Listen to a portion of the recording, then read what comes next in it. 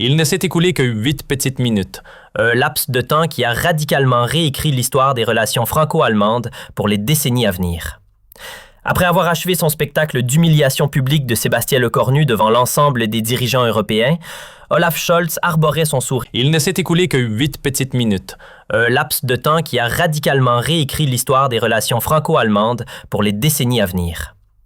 Après avoir achevé son spectacle d'humiliation publique de Sébastien Lecornu devant l'ensemble des dirigeants européens, Olaf Scholz arborait son sourire satisfait, comme s'il venait de remettre la France à sa place sur l'échiquier européen. Et puis, soudainement, Lecornu se leva.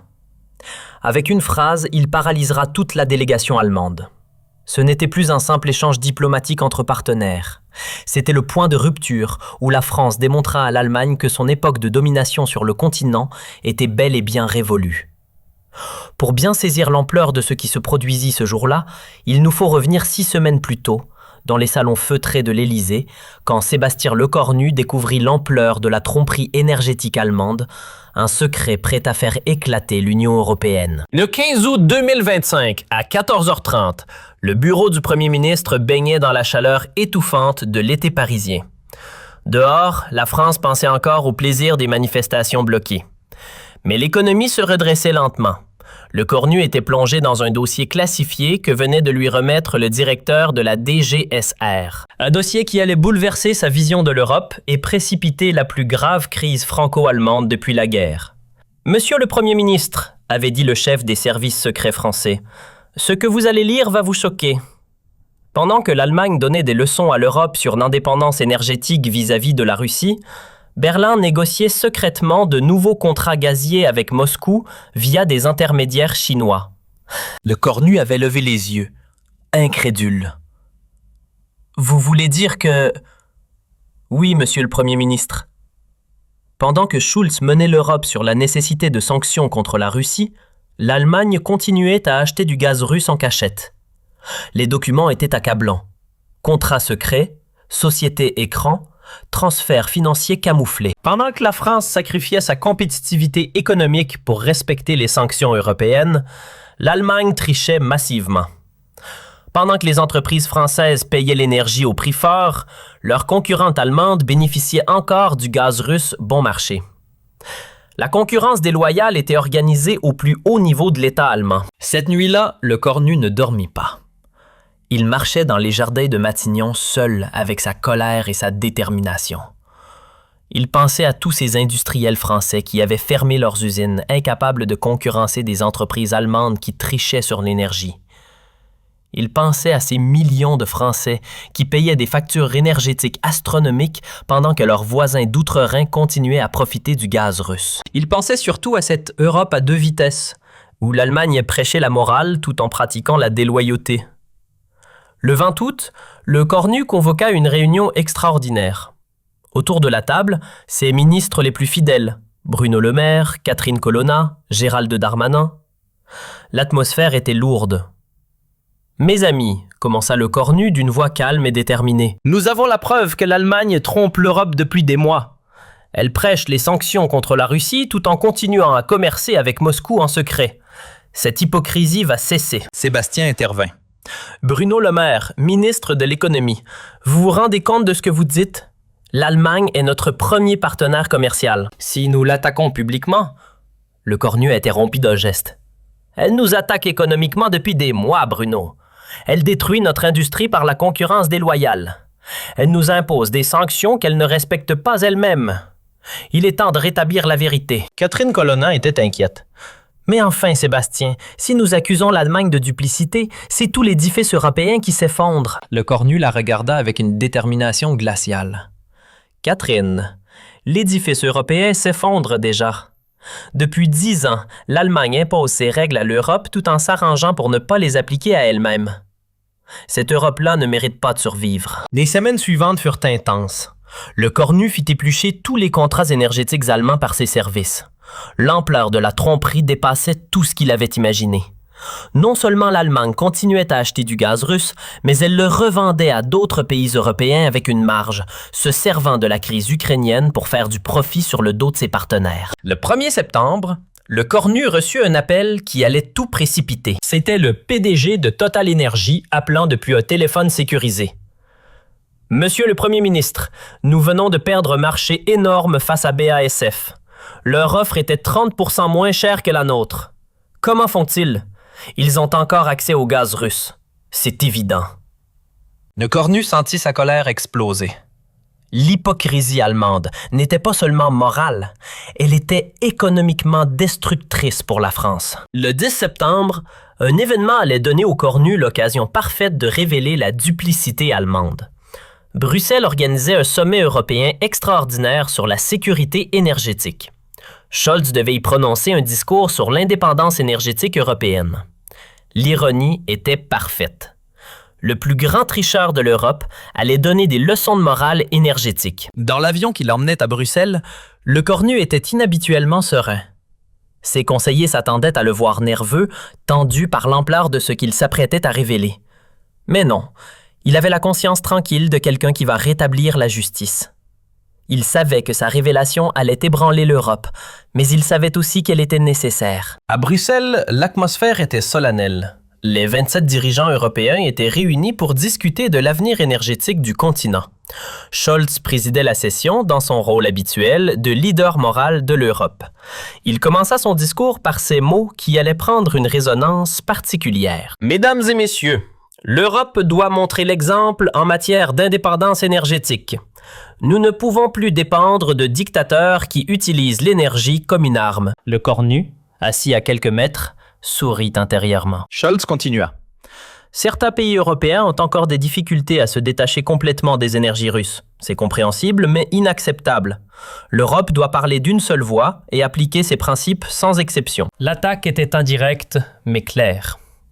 L'Allemagne reprochait à la France sa lenteur dans la transition énergétique.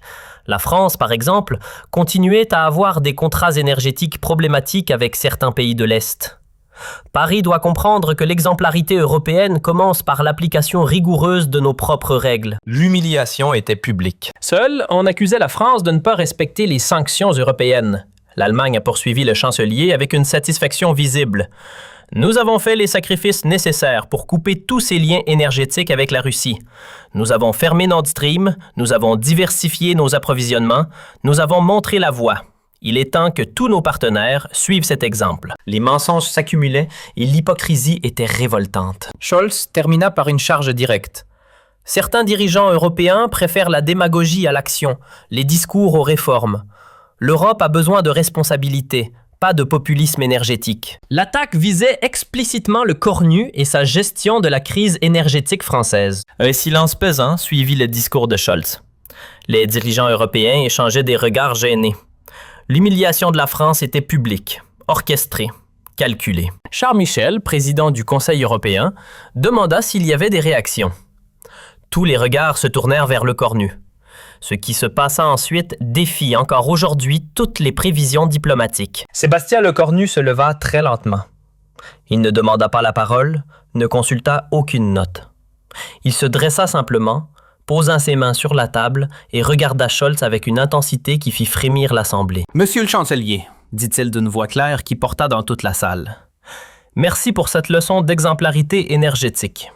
C'est particulièrement instructif venant du dirigeant d'un pays qui nous donne tant d'exemples à suivre. » La première phrase sonnait diplomatique, presque polie, mais il y avait quelque chose dans le ton du Cornu qui fit instinctivement pâlir Scholz. « Vous parlez d'indépendance énergétique, parfait. Permettez-moi de vous féliciter pour l'indépendance énergétique allemande. » Le Cornu sortit un dossier de sa mallette. « J'ai ici quelques documents qui illustrent parfaitement cette indépendance. » Il ouvrit le dossier avec une lenteur théâtrale.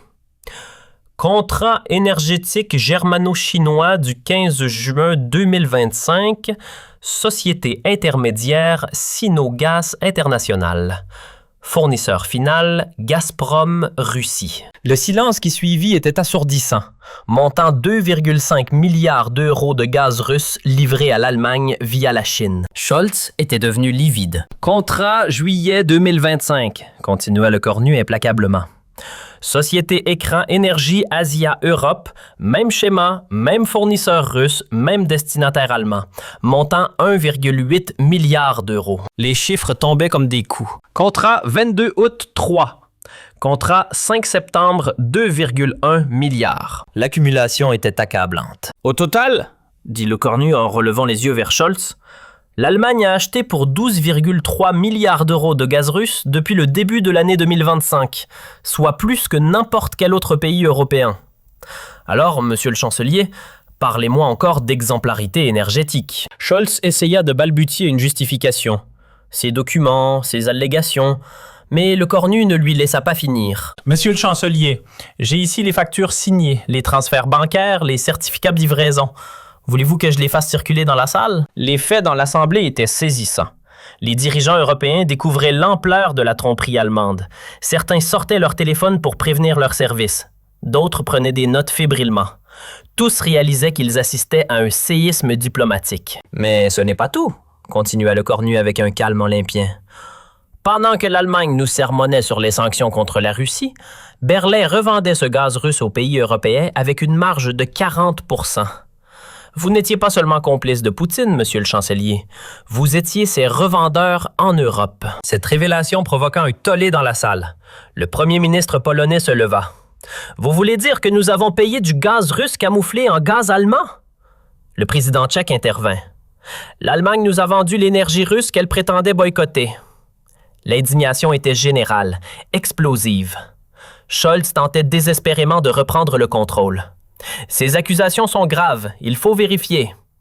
Mais le cornu l'interrompit sans pitié. Vérifiez, monsieur le chancelier, nous avons vérifié. Pendant que vous donniez des leçons à l'Europe, vos entreprises signaient des contrats avec Moscou. Pendant que vous nous imposiez des sanctions, vous les contourniez systématiquement. Et voulez-vous savoir le plus beau? Le cornu sourit froidement. L'Allemagne a gagné 5,2 milliards d'euros en revendant le gaz russe à ses partenaires européens.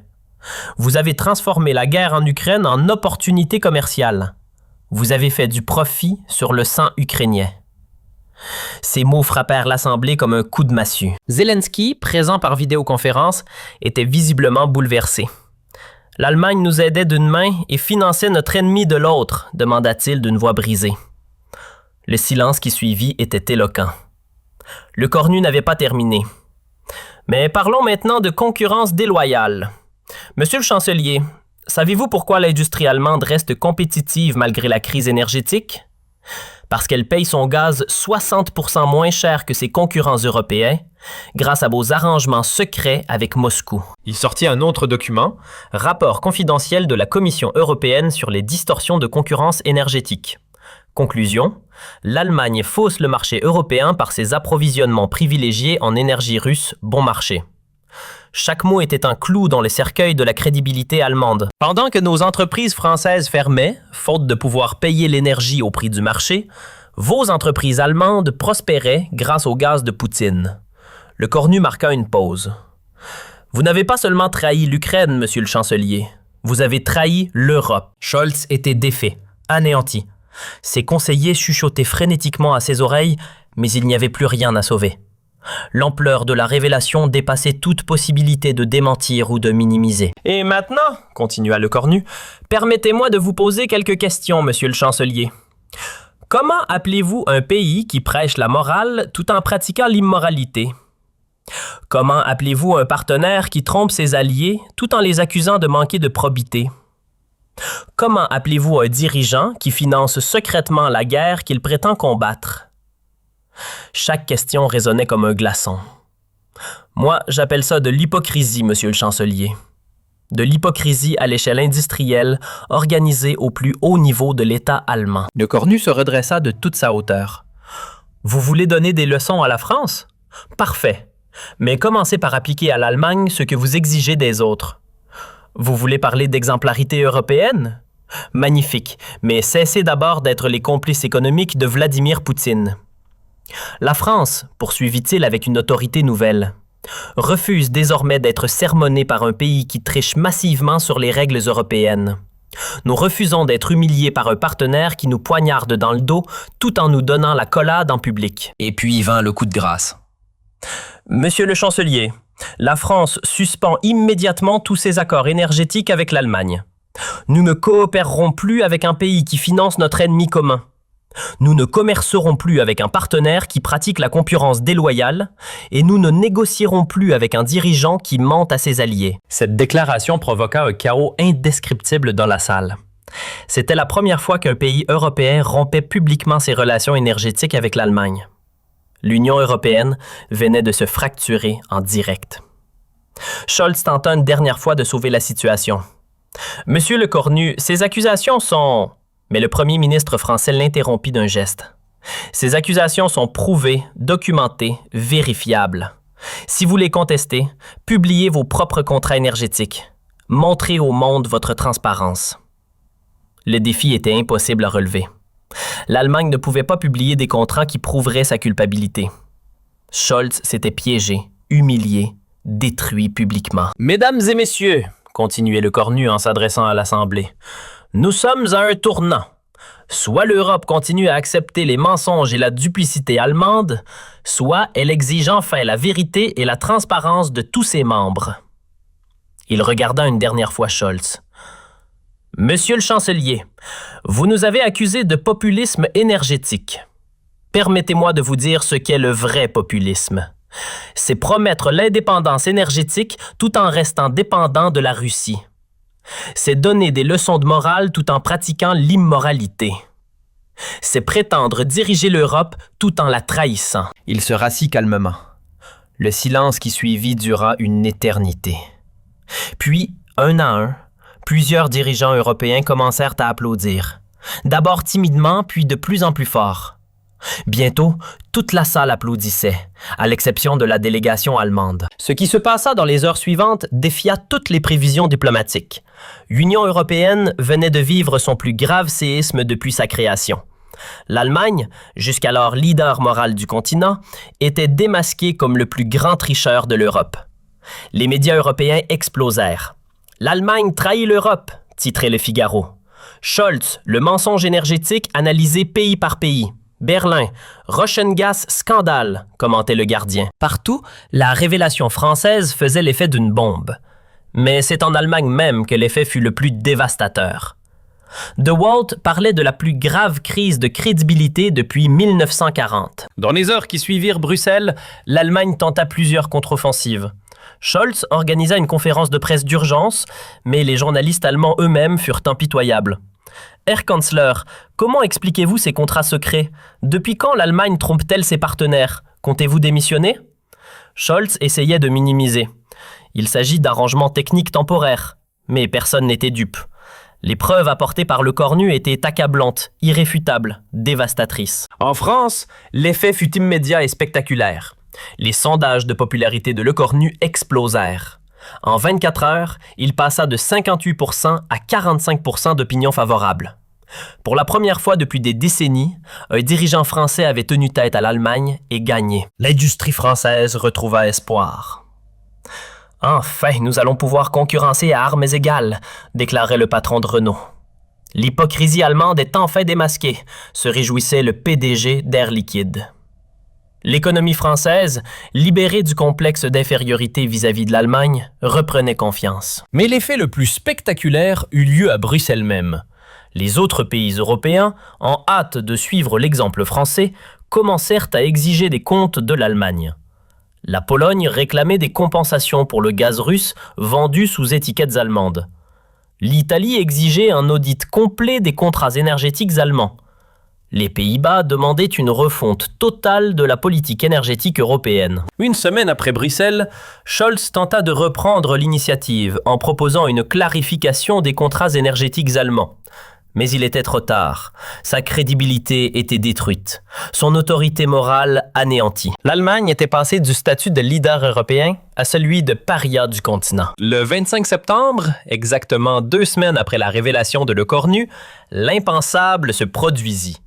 Le Bundestag vota une motion de défiance contre Scholz. Pour la première fois dans l'histoire de l'Allemagne fédérale, un chancelier était renversé par son propre parlement pour avoir menti à ses partenaires européens. La chute de Scholz marqua la fin de l'hégémonie allemande sur l'Europe. L'Allemagne, habituée à dicter ses conditions au continent, découvrait ce que signifiait être isolée diplomatiquement. Ses autres partenaires exigeaient des réparations, des garanties. Le rapport de force était inversé. Le Cornu, lui, était devenu le nouveau leader moral de l'Europe. Son courage face aux mensonges allemands inspirait d'autres dirigeants. Le premier ministre espagnol Pedro Sánchez déclarait « Sébastien Lecornu nous a rappelé que l'Europe doit être fondée sur la vérité, pas sur l'hypocrisie. » Le premier ministre italien Mario Draghi ajoutait « La France nous a libérés du chantage énergétique allemand. » Octobre 2025 marqua un tournant historique. Pour la première fois depuis 1957, l'axe franco-allemand était brisé. Mais contrairement aux craintes des europhobes, cela ne détruisit pas l'Union européenne.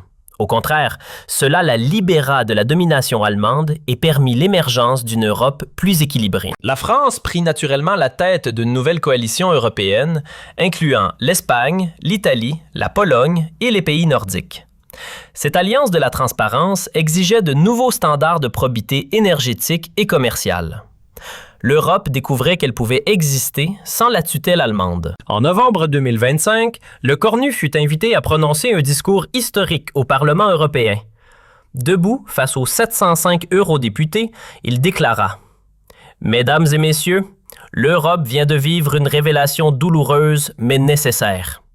Nous avons découvert que notre prétendu leader nous trompait depuis des mois. Cette trahison nous a rappelé une vérité fondamentale. L'Europe ne peut être forte que si elle est honnête. » Il poursuivit. « Certains pensaient que révéler la duplicité allemande affaiblirait l'Europe. C'est le contraire qui s'est produit. La vérité nous a libérés. L'honnêteté nous a renforcés. La transparence nous a unis. » L'ovation qui suivit dura 15 minutes. En décembre 2025, exactement 3 mois après sa confrontation avec Scholz, Le Cornu était désigné Européen de l'année par le magazine Time Europe. L'homme qui a libéré l'Europe du mensonge allemand, titrait le journal. L'ancien premier ministre français en difficulté était devenu le leader moral du continent. L'Allemagne, pendant ce temps, tentait de reconstruire sa réputation. Le successeur de Scholz, la social-démocrate Saskia Esken, multipliait les excuses publiques et promettait une nouvelle transparence allemande. Mais le mal était fait. L'Allemagne avait perdu son statut de leader moral de l'Europe et cette perte paraissait irréversible. En janvier 2026, 4 mois après Bruxelles, les relations franco-allemandes commencèrent lentement à se normaliser. Mais sur de nouvelles bases, l'égalité au lieu de la domination, la transparence au lieu de l'opacité, la vérité au lieu du mensonge. L'Europe post-allemande était née. Le 15 février 2026, exactement 5 mois après sa révélation, Le Cornu fut reçu en triomphe à Berlin par la nouvelle chancelière Esken. Ce qui semblait impensable quelques mois plus tôt marquait la reconnaissance allemande de la nouvelle donne européenne. L'Allemagne acceptait enfin d'être un partenaire parmi d'autres et non plus le dominateur du continent. Dans son discours au Bundestag, Le Cornu prononça ces mots historiques. « Mesdames et messieurs les députés allemands, la France et l'Allemagne peuvent redevenir partenaires, mais sur la base de l'égalité, de la transparence et du respect mutuel. L'époque où un pays dictait sa loi à l'Europe est révolue. L'avenir appartient à une Europe de partenaires égaux. » L'ovation du Bundestag marquait officiellement la fin de l'hégémonie allemande et le début d'une nouvelle ère européenne. Une ère où la France, grâce au courage de Sébastien Lecornu, avait retrouvé sa place de leader du continent. Aujourd'hui, quand les historiens étudient la transformation de l'Union européenne, ils remontent toujours à ce moment précis, 14h47, le 10 septembre 2025, quand un premier ministre français s'est levé dans une salle de Bruxelles et a dit à l'Allemagne « Monsieur le chancelier, vous n'étiez pas seulement complice de Poutine, vous étiez ses revendeurs en Europe. » Ce jour-là, l'Europe a découvert que la vérité peut terrasser le mensonge, et cette vérité venait des Français. 8 minutes qui ont changé l'Europe. 8 minutes où la France a retrouvé sa dignité. 8 minutes où Sébastien Lecornu est entré dans l'histoire comme l'homme qui a libéré l'Europe de l'hypocrisie allemande. Et Olaf Scholz, il n'a jamais oublié ces 8 minutes. Aujourd'hui retraité de la politique, il sait qu'il restera dans l'histoire comme le chancelier qui a détruit la crédibilité de l'Allemagne en Europe. Mais l'histoire ne s'arrête pas là. Ce que peu de gens savaient, c'est que la révélation de Le Cornu avait déclenché une enquête secrète au sein même des institutions européennes. Ursula von der Leyen, présidente de la Commission européenne, avait immédiatement ordonné un audit complet des pratiques énergétiques de tous les États membres. Ce qu'elle découvrit la stupéfia. Dans son bureau bruxellois, 3 jours après le séisme de Bruxelles, von der Leyen recevait le rapport préliminaire de ses enquêteurs. « Madame la Présidente, lui dit son directeur de cabinet, c'est pire que ce que nous pensions. L'Allemagne n'est pas le seul pays à avoir triché. Nous avons trouvé des arrangements similaires en Autriche, aux Pays-Bas et même en Belgique. » Von der Leyen pâlit. L'hypocrisie énergétique gangrène une partie significative de l'Union européenne. Mais le plus choquant restait à venir. Madame la Présidente, nous avons aussi découvert que certains commissaires européens étaient au courant de ces arrangements. Ils ont fermé les yeux en échange de compensation. La corruption atteignait le cœur même des institutions européennes. Von der Leyen devait faire un choix difficile. Elle devait choisir entre protéger ses collaborateurs compromis ou sauver la crédibilité de l'Union européenne. Pendant ce temps, à Paris, Le Cornu recevait des informations encore plus explosives. Le DGSE venait d'intercepter des communications entre Berlin et Moscou qui révélaient l'ampleur réelle de la collaboration germano-russe. « Monsieur le Premier ministre, annonça le directeur des services secrets, l'Allemagne n'a pas seulement acheté du gaz russe en secret, elle a aussi partagé des informations industrielles européennes avec Moscou en échange de tarifs préférentiels. Cette nouvelle révélation est explosive. L'Allemagne n'était pas seulement coupable de concurrence déloyale et d'hypocrisie diplomatique, elle était coupable d'espionnage industriel au profit de la Russie. Les technologies européennes, les innovations françaises, les secrets commerciaux italiens, tout avait été bradé à Moscou pour quelques euros d'économie sur les factures énergétiques. Le 20 septembre, 10 jours après Bruxelles, Le Cornu décida de porter l'estocade finale. Lors d'une conférence de presse à Matignon, devant un parterre de journalistes européens, il révéla cette nouvelle dimension du scandale allemand. « Mesdames et messieurs, commença-t-il, nous pensions que l'Allemagne se contentait de tromper ses partenaires sur l'énergie. Nous découvrons maintenant qu'elle les espionnait pour le compte de la Russie. » Il brandit un nouveau dossier encore plus volumineux que le précédent. Voici les preuves que l'Allemagne a transmises à Moscou des informations confidentielles sur nos industries de défense, nos technologies spatiales, nos innovations pharmaceutiques. Berlin n'était pas seulement le revendeur énergétique de Poutine, c'était son espion industriel au cœur de l'Europe. Cette révélation provoqua un tollé sans précédent. Les actions des entreprises allemandes s'effondrèrent à la bourse de Francfort. Les contrats de coopération technologique avec l'Allemagne furent suspendus dans toute l'Europe. Miele, Mercedes, BASF, Siemens, tous les géants allemands virent leur partenariat européen remis en question. Mais c'est la réaction des États-Unis qui fut la plus spectaculaire. Joe Biden convoqua d'urgence l'ambassadeur allemand à Washington et suspendit tous les transferts de technologies militaires vers l'Allemagne. Nous ne pouvons plus faire confiance à un allié qui partage nos secrets avec nos ennemis, déclara le président américain lors d'une conférence de presse impromptue. L'OTAN elle-même fut contrainte de revoir la place de l'Allemagne dans l'Alliance. Le secrétaire général Jens Stoltenberg annonça que Berlin serait exclu temporairement de certaines réunions classifiées jusqu'à clarification complète de ses pratiques de sécurité. C'était un camouflet historique pour l'Allemagne, pilier de l'OTAN. En Allemagne, les conséquences politiques furent immédiates et dramatiques. Le parti de Scholz, le SPD, s'effondra dans les sondages, passant de 25% à 12% en 2 semaines. La AfD, le parti d'extrême droite, en profita pour dénoncer la trahison de l'establishment allemand et grimpa à 28% des intentions de vote. L'Allemagne démocratique vacillait sur ses bases. Le 1er octobre, la situation devint incontrôlable quand des manifestations massives éclatèrent dans toute l'Allemagne. À Berlin, 2000 personnes exigeaient la vérité sur les trahisons énergétiques. À Munich, des milliers de Bavarois réclamaient une Bavière indépendante pour échapper à la honte nationale. L'unité allemande elle-même était menacée. C'est dans ce contexte explosif que se produisit l'événement le plus symbolique de toute cette crise. Le 10 octobre, exactement 1 mois après sa première révélation, Le Cornu fut invité à prononcer un discours à l'université Humboldt de Berlin. L'invitation venait des étudiants eux-mêmes qui voulaient entendre l'homme qui avait libéré l'Europe du mensonge allemand. L'amphithéâtre était bondé.